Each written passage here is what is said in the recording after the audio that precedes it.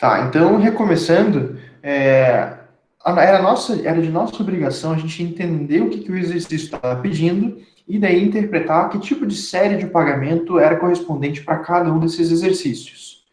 Então, se a gente lesse o primeiro exercício, qual que era a conotação que dava? Então, a ideia era que falava de uma prestação que ia ser paga no final do mês. Então, uma empresa ela ia comprar um item que custava 12 mil reais, então, provavelmente ela ia comprar um ativo para a empresa. Se fosse vendido em 10 vezes mensais, a uma taxa de 2,5%, qual que seria a prestação? Então, levando em consideração que a gente tem as informações do valor do item, que é o valor atual, então a pessoa está querendo comprar o item hoje. Então, se ela fosse comprar o item hoje, ela custaria 12 mil reais à vista. Então, esse é o PV, é o valor presente de hoje. Então, sempre vai ser assim, o valor atual hoje é o PV. Então, 12 mil é o PV, 10, então, são as prestações, então, 10 é a quantidade de período, é o N, 2,25, então, é a porcentagem, é a taxa de porcentagem para a realização dessa operação. Então, a empresa ou um banco iria financiar esse item de 12 mil reais a uma taxa de 2,25% ao mês. E ele quer saber, então, qual seria o valor das prestações, levando em consideração que todas essas operações de séries de pagamentos, elas são em juros compostos. Então, tudo, inclusive se a gente fosse fazer equivalência de taxa e outros cálculos, tudo são baseados em juros compostos. Por isso que a HP12C ela vai conseguir fazer esse cálculo com mais facilidade. Porque ela já está programada para entender que todas essas operações são em juros compostos. Tá, então, sabendo que ele quer saber a prestação e ela vai ser paga no final do período, então, o fato de ser no final do período quer dizer que transcorre, então, no mínimo 30 dias antes do teu pagamento inicial. Então, esses 30 dias iniciais, eles incorrem em juros. Então, você não pagou nenhuma parcela, mas esse começo já tem juros. Então, só no final do período que você vai fazer o pagamento. Então, é uma série postecipada. Ou seja, pagamento é no final do período. Não precisa completar um mês inteiro para você fazer o primeiro pagamento. Então, nesse caso, uma série postecipada, a HP12C ela não precisa fazer nenhuma alteração. Eu posso colocar direto, então, 12.000 CHSPV. E aqui, pessoal, eu destaco um ponto importante, porque quando eu coloco CHSPV, eu estou dizendo, então, que lembra? Deixa eu pegar um valor aqui atrás. Então, quando eu estou falando de séries de pagamentos postecipadas, então, eu estou dizendo, então, que no momento inicial, o valor que eu tenho inicial, ele vai ser diferente dos restantes. O PV, então, nesse caso, ele vai ser como se fosse uma seta nesse fluxo de caixa. Não sei se vocês conseguem visualizar aí, mas então, nesse fluxo de caixa que eu coloquei aqui, ele vai ter uma seta num valor, quer dizer, numa posição diferente, oposta aos demais pagamentos. Então, nesse caso, eu preciso trocar o sinal, porque ele tem uma outra função dentro desse fluxo de pagamentos. Então, ele vai ter um valor nesse caso, ele seria como se fosse um valor de entrada e os demais valores de saídas. Por isso que eu troco o sinal, e daí o valor que eu encontro no final ele é um valor positivo. Então, obrigatoriamente, eu tenho que colocar pelo menos o PV com um valor diferente quando a gente fala em um fluxo de caixa. Então, 12.000 CHS PV, 10 é a quantidade de períodos, 2,25 é a taxa, pergunta o PMT. Jogo o valor na HP, eu tenho que achar, então, 1.353,45. Então, isso quer dizer que nessas condições, para pagar um item de 12 mil reais durante 10 meses a uma taxa de juros de 2,25% ao mês, eu teria que pagar mensalmente, então, em uma série postecipada, 1.353,45. Ok, pessoal? O primeiro exercício é simples assim, mas a gente tem que só interpretar, então, como é que a gente elenca todos esses elementos dentro do nosso exercício. Beleza, pessoal? Podemos passar para o exercício 2? Bom, tá. Qualquer coisa, se vocês tiverem dúvida no exercício 1, a gente. Beleza. Valeu, Daniel. Então vamos para o exercício 2. O exercício 2, então, fala o seguinte: qual que é o valor presente? Então, ele quer saber o valor do item, dessa mercadoria, que ela foi comprada num período de 12 prestações, a uma taxa de 4,5% ao mês, com essas prestações mensais, consecutivas, e no valor de R$ 363,86. Então, quer dizer que as prestações, o valor das prestações que a pessoa pagou foi de 363, então 363,86 é o valor do meu PMT, 12 é a quantidade de parcelas, então 12N, 4,5% é a taxa, pergunta o PV, já que o exercício, se o exercício não menciona que teve uma entrada, ou então que a pessoa pagou no ato da compra, o fato dela não mencionar em nenhum momento isso já pressupõe que é uma série post-antecipada. Então, é no final do período, jogo esses valores, então encontro um valor do item de 3.317,89. Pessoal, o que eu tenho visto nas resoluções de vocês provavelmente ficou alguma questão de arredondamento, às vezes ficou 88, 90, enfim, mas não tem problema. Se for um arredondamento muito próximo do resultado, não tem nenhum problema. Então, nesse caso, finalizo o exercício com o valor do PV de 3.317,89. Questão 3. A questão 3 fala que, então, qual que é o valor das prestações da compra de um item no valor à vista de 60 mil reais, foi vendido, então, na condição de 1 mais 11 vezes. Ou seja, eu tenho uma entrada seguida depois de 11 prestações, com juros de 12% ao ano.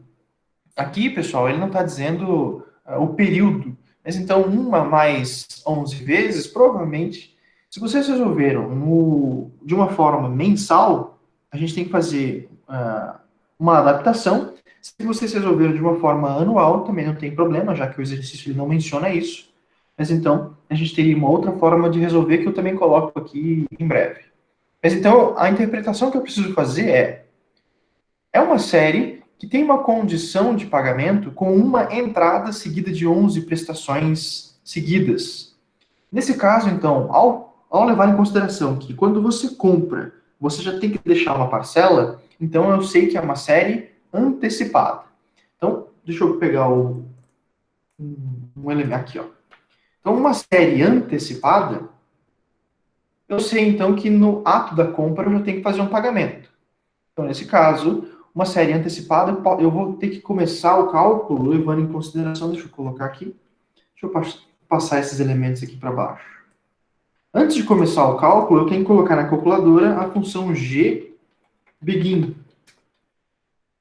Então, nesse caso, eu começo a resolver o exercício demonstrando para a calculadora que isso, então, é uma série de pagamento onde no ato da compra já existe um pagamento. Então, nesse caso, eu começo g begin, 60 mil CHSPV, 12N, porque eu posso colocar, então, 12N, levando em consideração que são 12 períodos, só que eu já estipulo que é uma série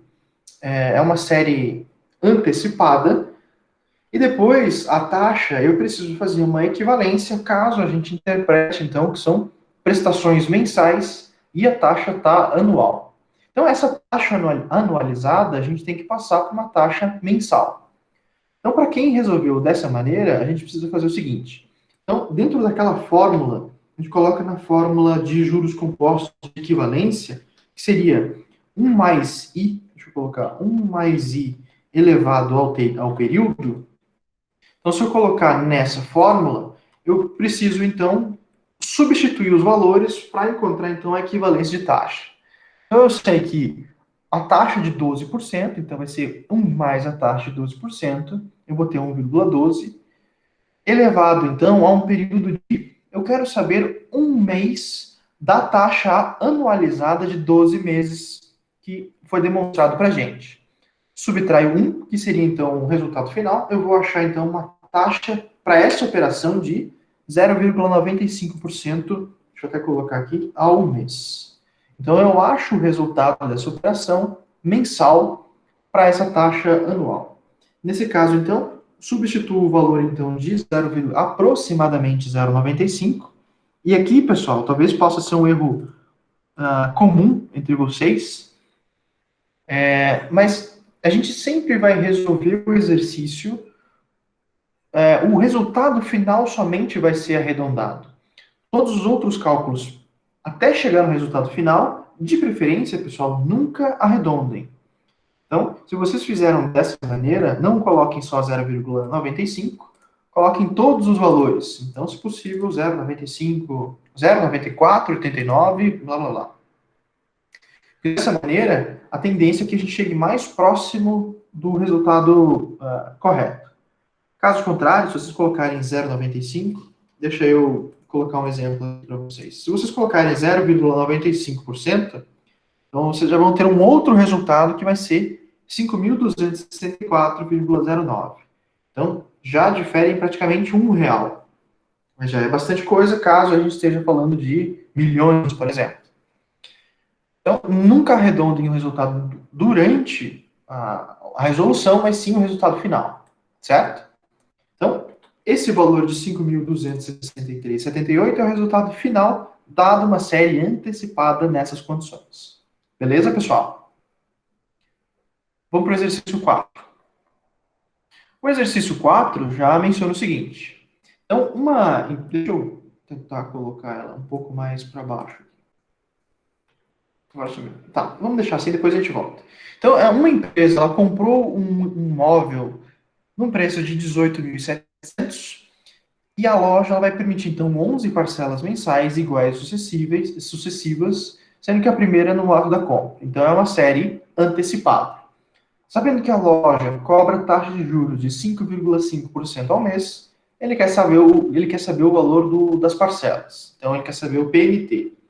Substituindo os valores, então, 18.700. Eu tenho que colocar essa informação que é muito importante. Aqui.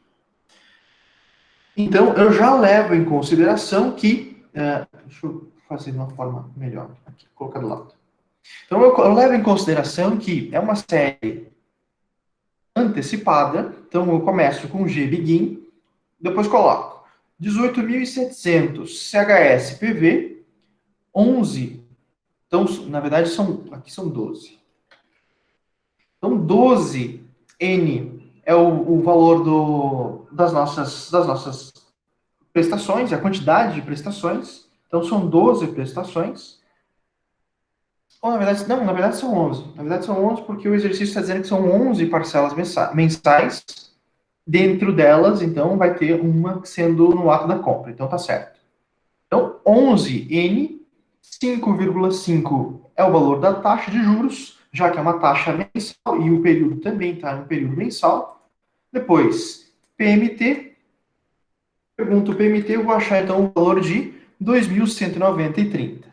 Então, nesse caso, numa série antecipada, nessas condições, levando em consideração, então, que não são 12 períodos, mas sim são 11 períodos, em uma série antecipada, eu acho uma prestação de 2.190,30.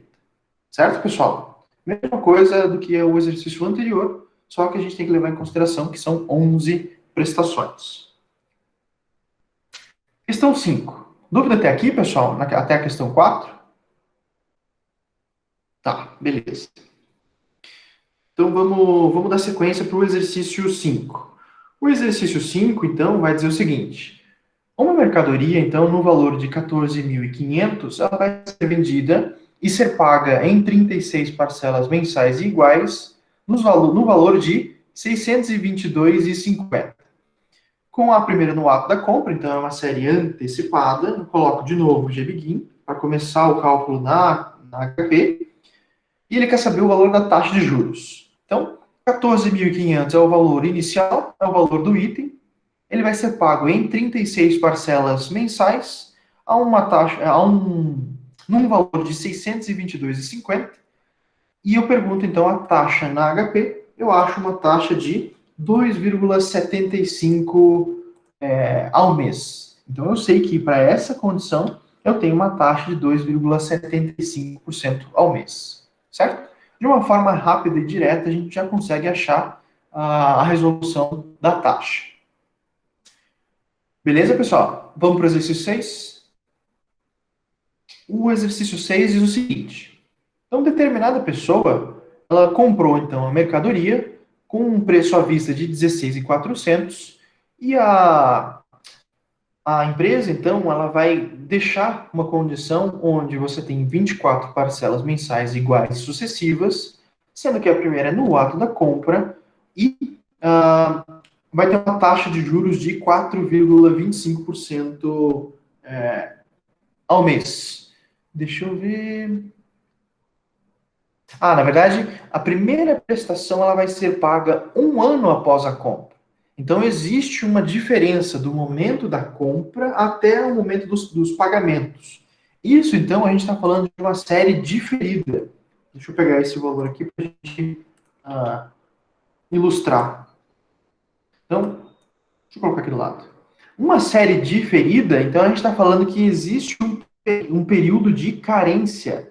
Ou seja, é uma vantagem que a empresa oferece para o cliente. Então, você consegue usufruir do produto no momento da compra, só que você não necessariamente precisa pagar no momento da compra. Então, essa vantagem que é dada ao cliente é uma forma de até um pouco de fidelização, um pouco de facilitação para a pessoa conseguir adquirir aquele item. Então, nesse caso, a gente tem que levar em consideração na resolução que então você tem um período onde os juros eles vão ser acumulados. Então, o valor inicial do item de 16.400, ele vai ser empurrado até uma determinada data, ou seja, até o final do período de carência, acumulando juros. Ou seja, esse valor você vai ter que pagar também, só que a partir do momento que você tiver a série de pagamento acontecendo de fato. Certo, pessoal?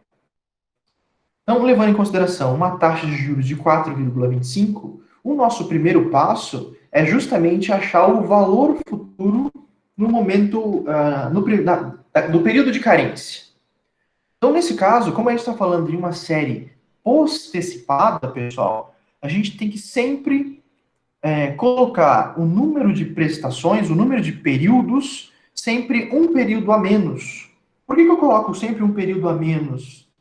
Já que ele vai pagar só depois de um ano. Porque uma série postecipada, ou seja, ao final do último período, você já tem que fazer o pagamento. Então, é como se fosse, vendo aqui esse exemplo, é como se fosse, digamos que você tivesse 3 períodos de carência, até o segundo período, você tem a carência valendo, e daqui para frente, no próximo período, antes de acabar a carência, você já tem que fazer um pagamento. Então, aqui a gente já chama essa parte, de fato, da série postecipada. É aqui que acontecem os pagamentos. Então, a gente sempre coloca um período a menos.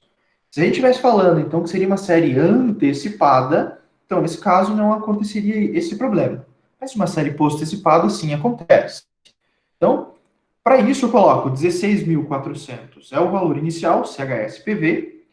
Eu coloco de novo um período a menos de carência, então, se era 12 meses, já que a taxa está mensal, então eu coloco 11 meses, então 11N, 4,25 é o valor da taxa, pergunto FV. Ou seja, eu empurrei esse valor de 16.400 para uma data futura, depois de 11 meses, e eu descubro então que o que eu preciso amortizar ao longo do tempo não é 16.400, mas sim 25.922. Então, esse valor é o meu novo PV. Eu considero, então, que depois de passado 12 períodos, na verdade 11 períodos, eu vou ter que liquidar essa operação, mas não no valor de 16.400, mas sim de 25.922. Ou seja, quando eu for fazer na série de pagamentos, esse valor de 25.922, ele vem para cá, ele vem então na operação como se fosse o meu novo PV. Então, 25.922,72, CHS-PV, aí eu faço o pagamento normal. 24 prestações, então 24N, 4,25 é a taxa de juros, então 4,25I, pergunto o PMT. Então, nesse caso, eu descubro, então, que para pagar nessa situação de carência e com uma série nova de pagamentos no valor de 25.922, eu tenho um PMT de 1.743,98. Então, nessas condições, eu não tenho nenhum problema em resolver, sendo que são dois cálculos distintos. Certo, pessoal? Então, nesse caso, uma série diferida a gente resolve dessa maneira. Dúvida no exercício 6, pessoal? Tá, se vocês tiverem dúvida, pessoal, beleza. Se alguém lembrar de alguma dúvida, a gente então a gente retorna no exercício e a gente fala cada um deles na sua particularidade. Exercício 7. O exercício 7, então, fala que um objeto foi vendido, então, em 48 prestações mensais, no valor de 398,82, sendo que a primeira foi paga 12 meses após a venda. Sabendo que a taxa de juros foi de 1,25, ele quer saber o valor à vista.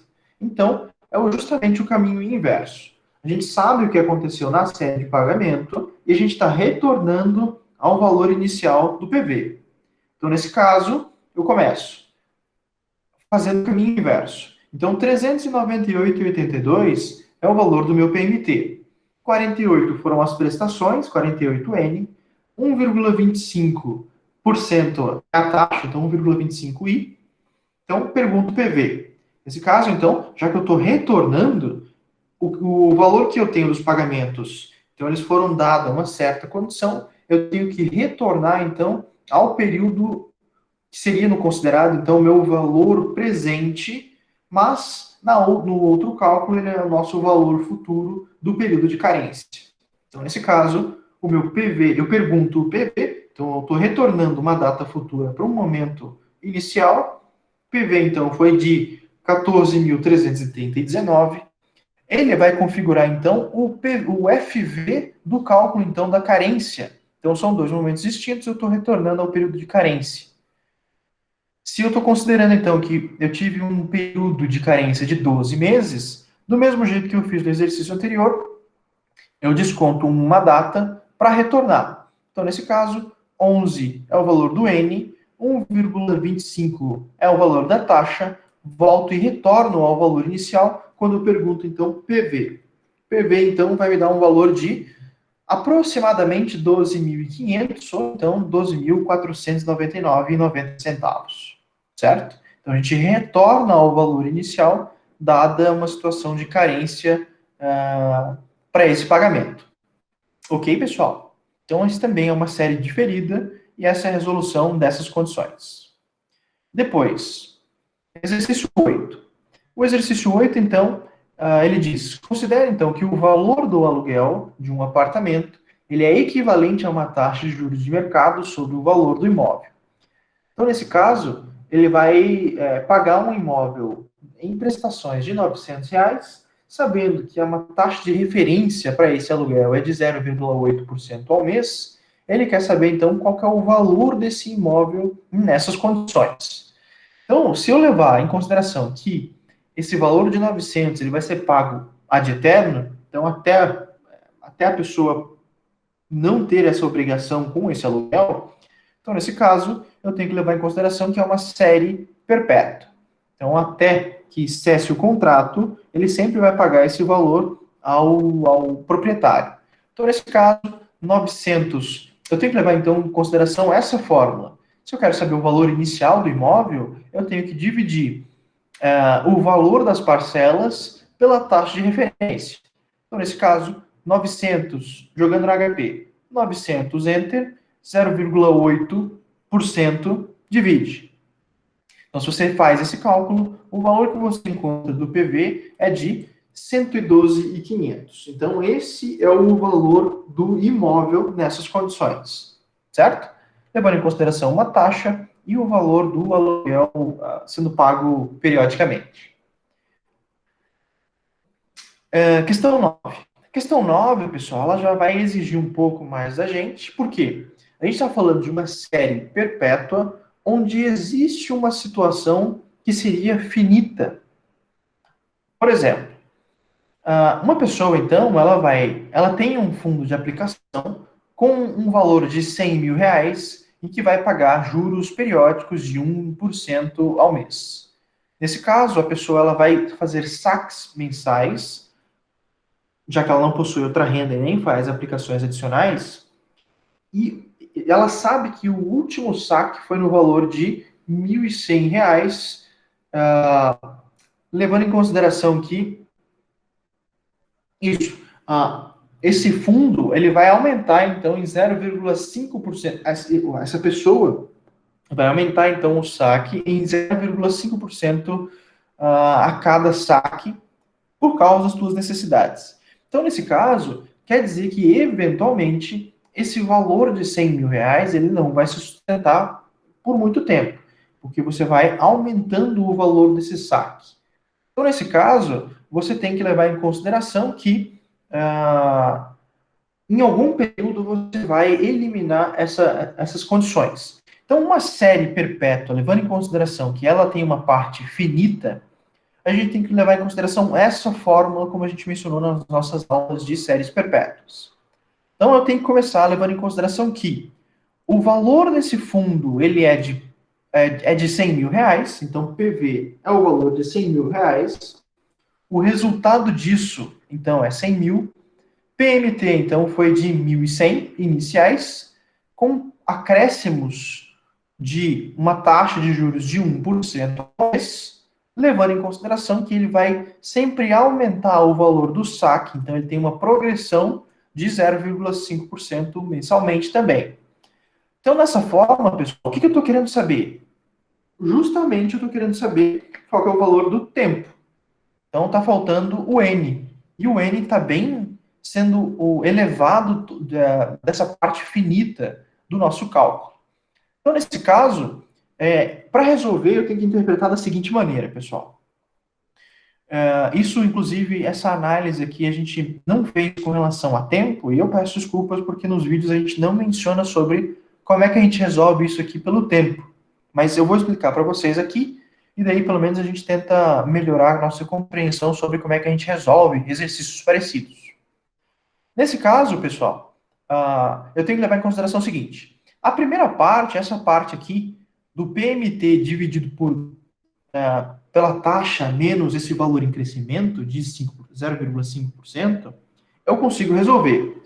Então, se eu dividir 100 mil, se eu dividir 1.100 dividido pela taxa de 1% menos 0,5%, eu vou achar então um valor de 220 mil nessa primeira parte. Então, é 220 mil vezes o restante. Então, nesse caso, pessoal, como do restante tem a equação que eu não sei, tem justamente a variável que eu não sei, nesse caso, então, eu vou isolar toda essa parte do cálculo, e já que ele está sendo multiplicado, e essa parte eu sei, eu consigo passar esse resultado para o outro lado, dividindo. Já que ele está multiplicando o restante, eu posso passar para o outro lado, dividindo. Ou seja, se eu pegar, então, PV e dividir pelo resultado que eu achei dessa primeira parte, observem aqui. Então, PV dividido pela primeira parte, pelo resultado que eu achei acima, vai me devolver um valor de 45,45%. Ou seja, PV dividido por isso aqui vai me devolver 45,45%. Certo? Depois, pessoal, observem que se eu passei essa parte do PMT para o outro lado, o que sobra? Sobra 1 menos essa parte finita. Então, 1 menos o restante, só sobra isso dessa parte do outro lado da equação. Então, nesse caso, vai ficar 1 menos o restante. Se eu quiser isolar só isso aqui, já que o N é o que eu estou querendo saber, e eu não consigo resolver antes de resolver o que tiver aqui dentro, então, nesse caso, eu vou ficar com 1 menos o restante. Se eu quiser isolar isso aqui, eu posso passar o 1 para o outro lado. Se ele é um valor positivo que está subtraindo o restante, ele passa para o outro lado negativo. Então, nesse caso, iria ficar 45,45 menos 1. Então, nesse caso, eu passo, observem aqui, justamente esse asterisco aqui embaixo. Se eu fizesse a segunda parte menos 1, eu ia ficar então com um negativo de 54.500. Então ia ficar negativo 54.500, 54,55%. E aqui, desconsiderem, deixa eu fazer uma análise aqui, ó. Então aqui, ó, eu só tenho essa parte, digamos. Opa. Se eu passei o 1 para o outro lado, então eu vou ficar com só o negativo do restante. E vai ficar, então, negativo com negativo, já que vai ficar negativo 54,55, eu posso substituir os valores, eu posso mudar o sinal dos dois sem nenhum prejuízo. Então, vai ficar 54,55 positivo e o restante também fica positivo, certo? Deixa eu voltar à situação original aqui. Isso. Então, eu tenho então que de um lado da equação eu tenho 54 e 55 e essa parte do cálculo de 1 mais g dividido por 1 mais i elevado pelo tempo. Então, nesse caso, se eu fosse resolver o que tiver dentro dos parênteses primeiro, vai ficar, nessa terceira parte, vai ficar 1 mais g, então, vai ficar 1 mais 0,5%, vai ficar 100,5%, dividido pela parte de baixo, que é 1 mais i, que então é 101%, eu vou ter, então, 99,5%, certo? Então, 99,5% é o resultado que tem dentro daqui, e ele vai ser elevado a n. Então, para resolver essa parte, eu vou ficar, é como se eu tivesse, deixa eu colocar aqui, deixa eu desenhar como é que vai ficar a equação. Vai ficar 54,55% é igual a, deixa eu abrir parênteses, 99,50% elevado a n. Então, é isso que sobra. Deixa eu abrir mais um espaço aqui. Então vai ficar dessa maneira, 54,55, deixa eu colocar aqui, 54,55 é igual a 99,50% elevado a n. Se eu quero, então, isolar n, já que ele está elevando a esse 99,50, para eu resolver esse exercício, eu faço o logaritmo de 54,55 dividido pelo logaritmo de 99,5, certo? Então, é o log de 54,55 dividido, então, pelo log de 99,50. Deixa eu observar. Isso, exatamente. Então, para isolar o n, eu preciso colocar o logaritmo dessas duas partes da equação.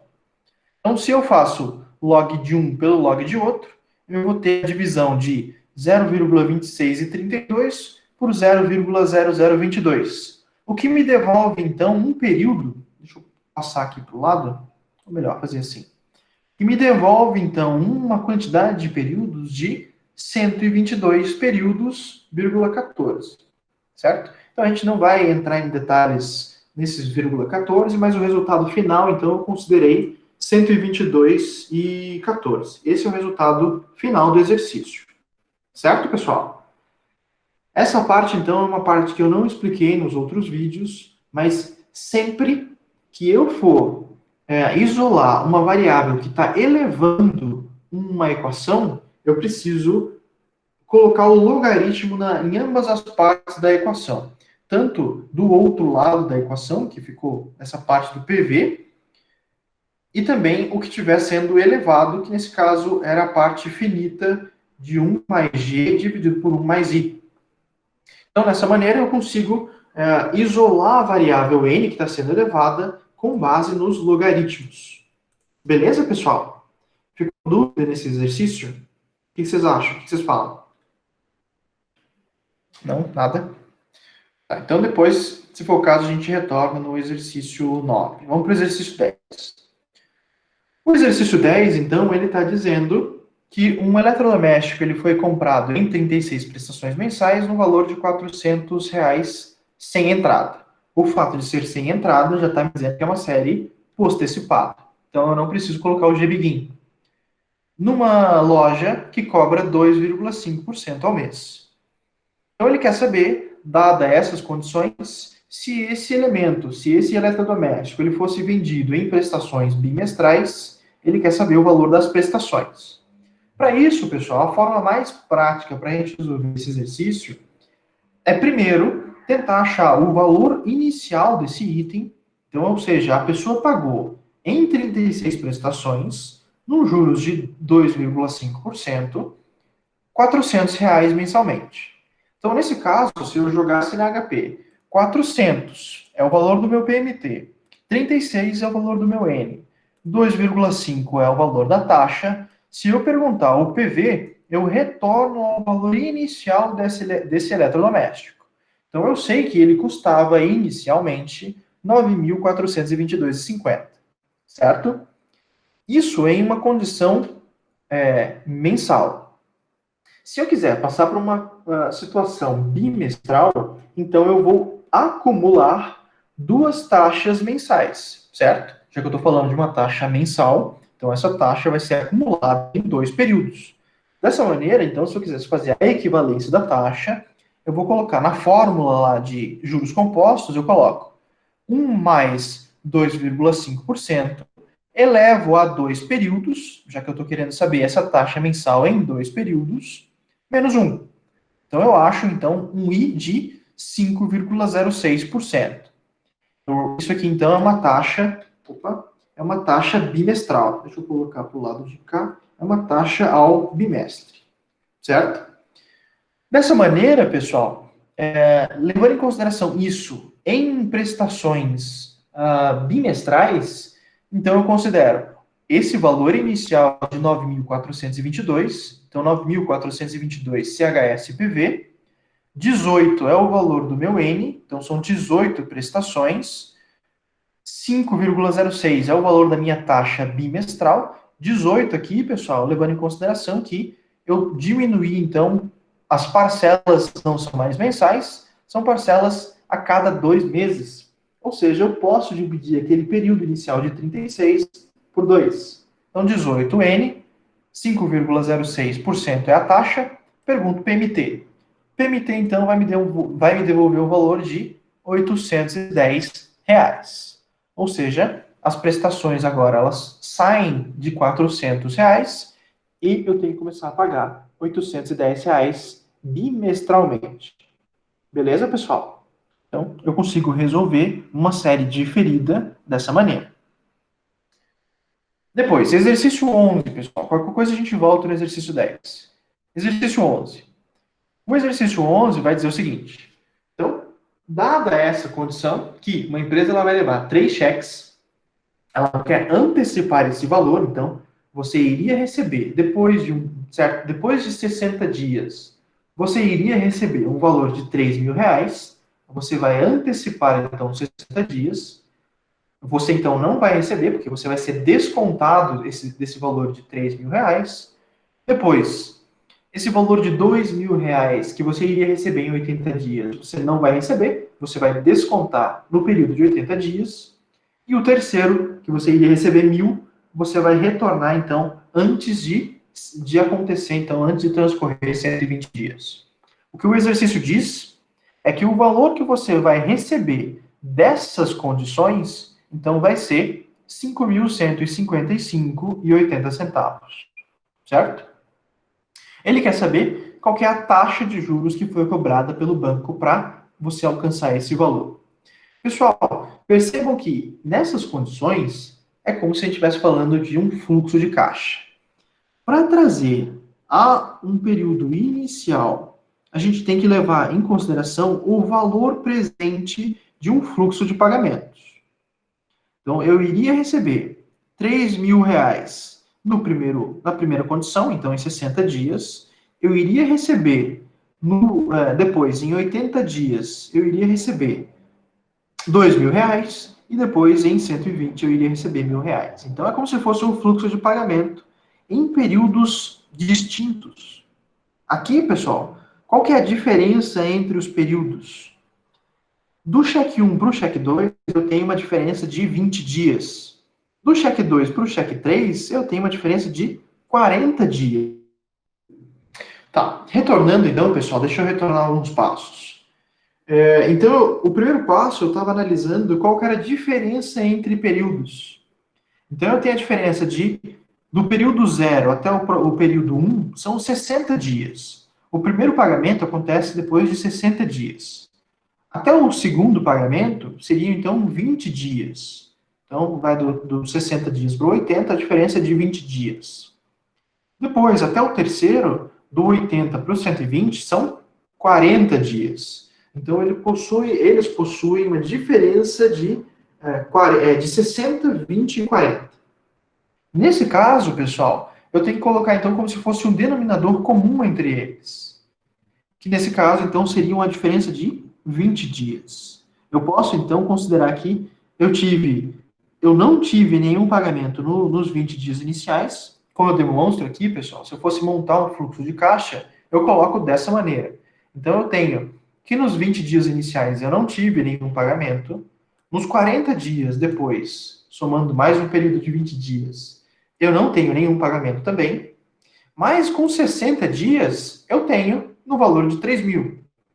Depois, com 80 dias, eu também tenho mais um de 2 mil reais.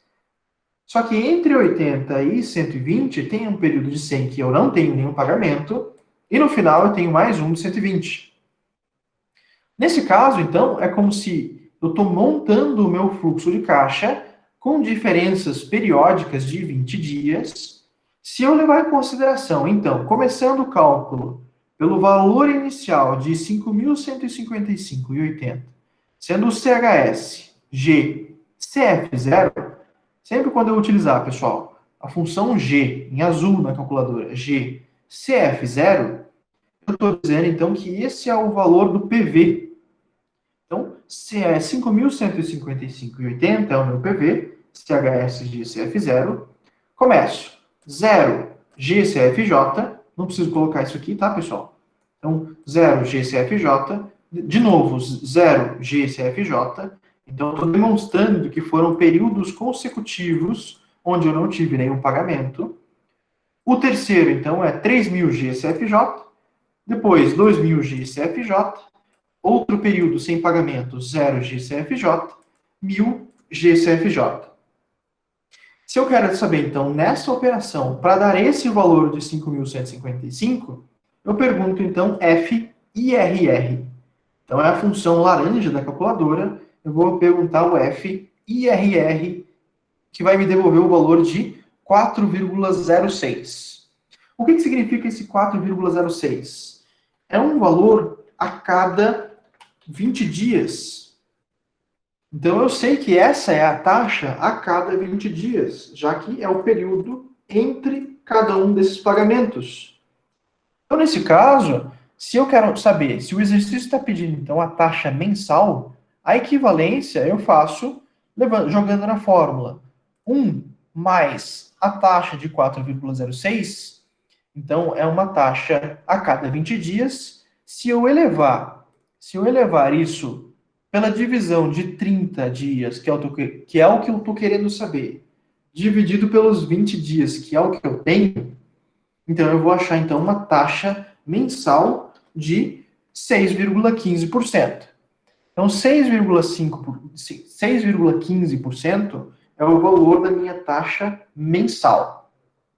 Se eu quiser então conferir se esse valor é o valor correto, perceba o seguinte: se eu descontar se o valor de 3 mil em 60 dias pela taxa de 4,06%, eu vou achar esses valores presentes que totalizam 5.155,80.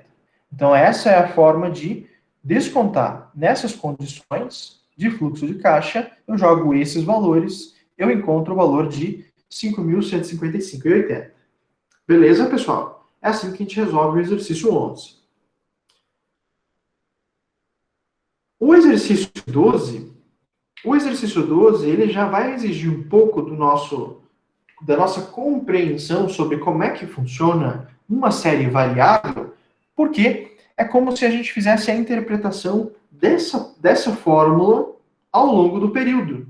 Percebam o seguinte, o exercício 12 vai dizer o seguinte, então ele quer saber, então, qual que vai ser, como é que vai se resolver uma série de 3 pagamentos que teve, então, um valor presente de 10.800, sendo que a primeira aconteceu 30 dias do seu vencimento, o segundo, então, aumentou, você pagou mais 10% do pagamento inicial e aconteceu 60 dias, ou iria acontecer em 60 dias, e o terceiro, então, é 50% maior do que o primeiro, e ele vai acontecer depois de 30 dias. Levando em consideração que essa operação vai levar uma taxa de 2,25% ao mês, a construção do meu fluxo de caixa, percebam aqui, pessoal, a tradução que eu fiz dessa fórmula para essa condição foi a seguinte. Eu vou levar em consideração, então, que o meu primeiro pagamento ele vai ser X. Então, eu não sei o valor, é o valor base para o meu cálculo. Então, o meu primeiro pagamento, eu tive que descontar a uma taxa de 2,25. Então, eu divido por 1 mais a taxa de 2,25 e aconteceu no primeiro mês. Então, aconteceu 30 dias, a taxa está ao mês, o período também está ao mês, então é um mês. Nesse caso, eu tenho a representação do primeiro pagamento dessa forma. Então, x dividido por 1 mais 2,25 elevado a 1.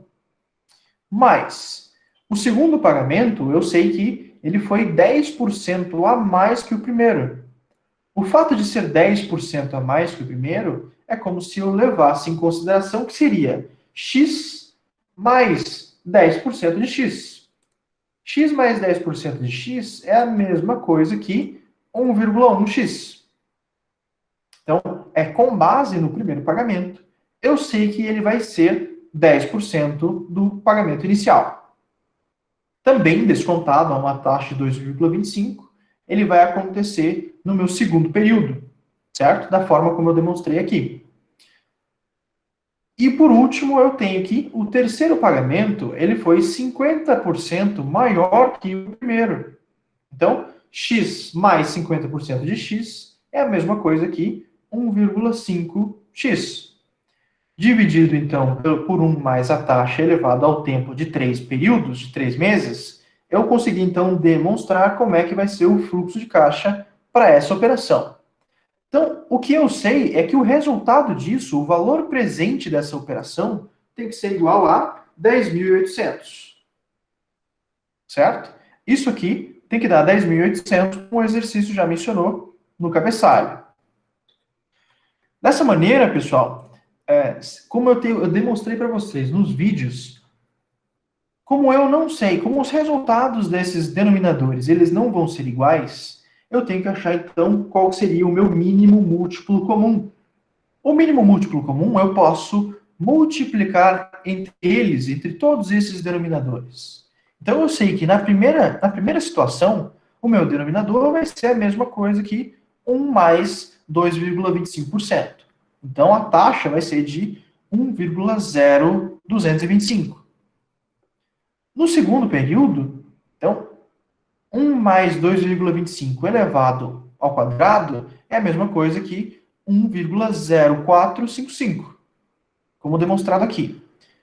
Depois, no terceiro período, 1 mais 2,25% elevado a 3 é a mesma coisa que 1,0690. Se eu multiplicar esse valor entre eles, eu vou achar o meu mínimo múltiplo comum, que vai ser de 1,1428, aproximadamente. Então, esse valor é o meu mínimo múltiplo comum.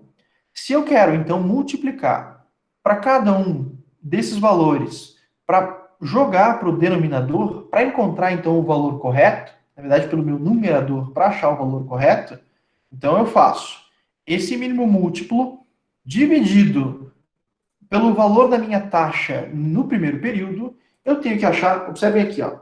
Então, se eu divido o meu mínimo múltiplo pelo valor da primeira taxa, eu acho, então, qual que é o valor que eu tenho que jogar no meu numerador. Então, se o meu numerador ele é como se estivesse sendo a multiplicação de 1 mais x, então 1 mais x, pelo resultado que eu acabei de achar, vai me achar, então, um valor de 1,117678x. É como se eu estivesse multiplicando tudo isso por x, certo?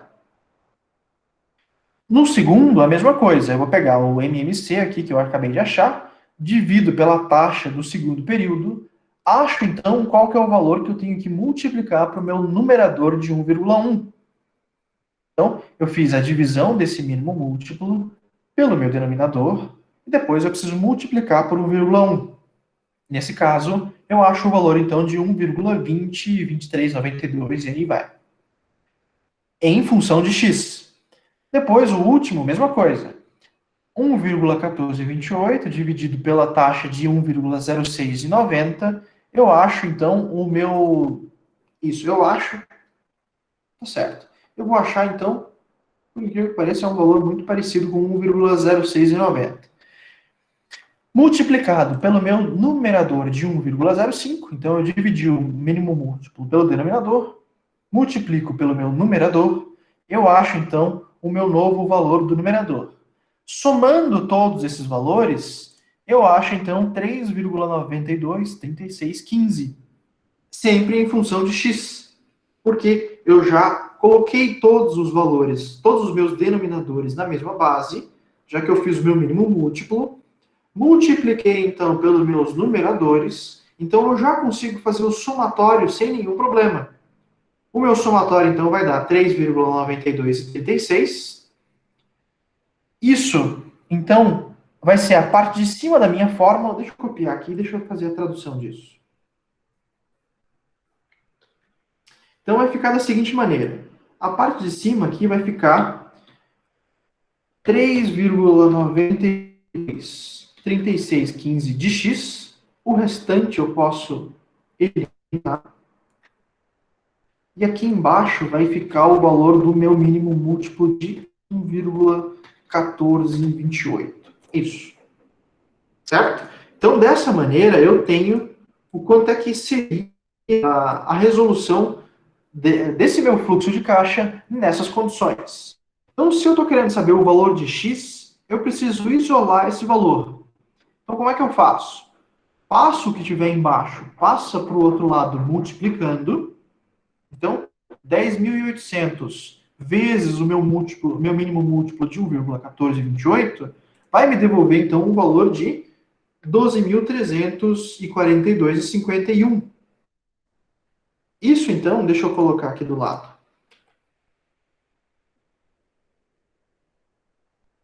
Para eu isolar a variável x. Então, eu vou ter aqui, vai ficar o valor de 12.342,51. Essa parte de baixo vai embora. Então, eu não tenho mais essa parte de baixo. Por enquanto, eu vou deixar dessa maneira. Então, vai ficar assim. Se eu achar o valor de x, deixa eu copiar e colocar aqui embaixo. Aí. Então, se eu isolar a variável x, deixa eu ver como é que vai ficar mais fácil para fazer isso.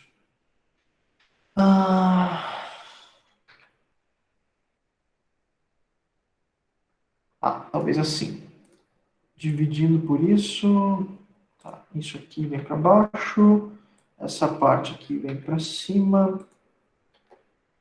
Isso.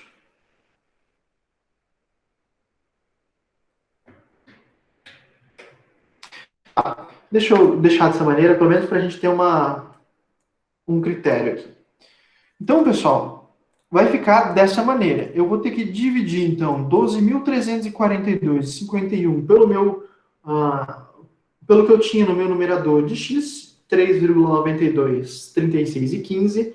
Eu vou achar, então, que o valor de x inicial era o valor de 3.145,70. Certo? Então, eu acho o valor inicial da minha série de pagamentos, 345,70. Se eu quiser montar, então, a minha série de pagamentos, eu sei que esse é o meu primeiro pagamento, é o valor de X. O segundo pagamento, então, é 10% a mais. Então, é como se eu multiplicasse isso aqui por 1,1. Então, eu acho 10% a mais. Depois, o terceiro pagamento foi 50% a mais que o primeiro. Então, eu vou pegar o primeiro valor e multiplicar por 1,5. Então, eu consigo montar, então, com base no valor inicial, a minha série de pagamento, certo? Então, dessa maneira, eu monto a minha série de pagamentos. Se eu quiser saber, então, se deu certo ou não, eu posso pegar esse valor, montar, então, o meu fluxo de caixa. Eu pego esse primeiro valor, divido pela minha taxa da primeira situação, pego o segundo, divido pela taxa do segundo, pego o terceiro, divido pela taxa do terceiro, e assim eu tenho que achar, então, o valor do PV de 10.800. Então, se eu fizer a soma disso, se eu fizer a soma disso, caramba, se eu fizer a soma dos valores que eu acabei de achar, eu tenho que achar, então, um valor de 10.800, que é a mesma coisa que o valor presente.